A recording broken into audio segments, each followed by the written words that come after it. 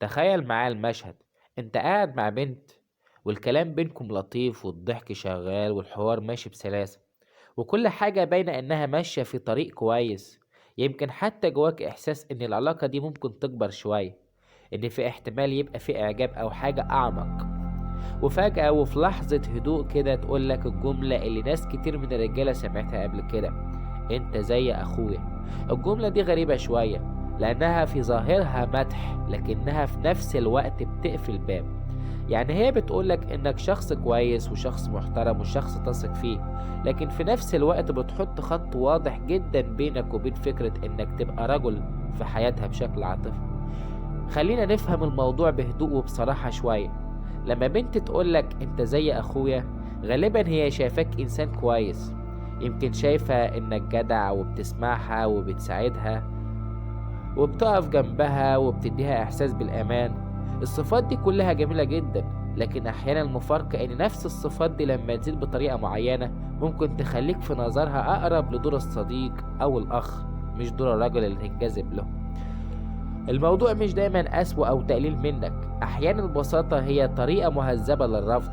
بدل ما تقولك بشكل مباشر أنا مش شايفة بين حاجة، تختار جملة ألطف شوية، فبتقولك إيه؟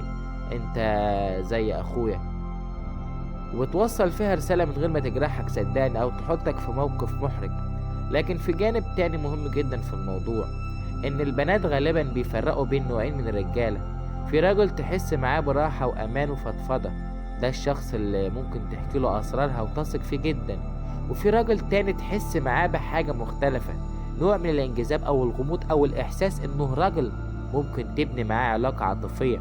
أحيانا الراجل من غير ما يقصد بيحط نفسه بالكامل في الخانة الأولى، يبقى دايما متاح، دايما بيساعد، ودايما بيسمع مشاكلها، دايما موجود وقت ما تحتاجه، فيتحول تدريجيا في عقلها لشخص آمن جدا، لكن بدون الشرارة اللي بتخلي العلاقة تتحول لحب. الغريب إن اللحظة دي بتخلي كتير من الرجالة يقعدوا يسألوا نفسهم: أنا عملت إيه غلط؟ هل أنا مش كفاية؟ هل في حد تاني أحسن مني؟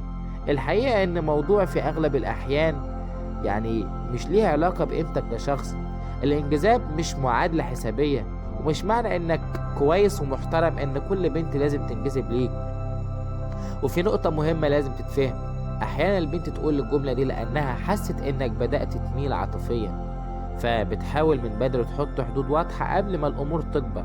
يعني الرسالة هنا مش بس رفض، لكنها كمان محاولة لتنظيم العلاقة بحيث تفضل في إطار الصداقة.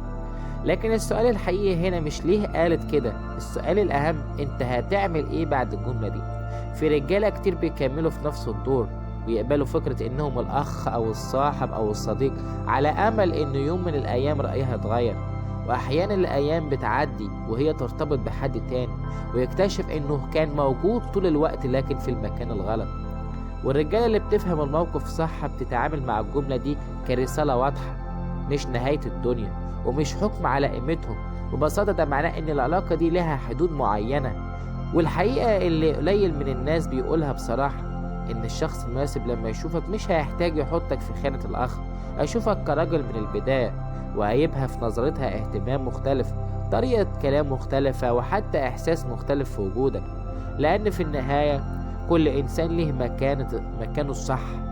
وفي بنت ممكن تشوفك أخ، وبنت تانية ممكن تشوفك صديق، لكن في يوم من الأيام هتقابل بنت تشوفك الرجل اللي عايزة تكون معاه فعلا، وساعتها عمرك ما هتسمع الجملة اللي بتبدأ بيه أنت زي أخويا، لأنها ببساطة هتكون شايفاك أكتر من كده بكتير.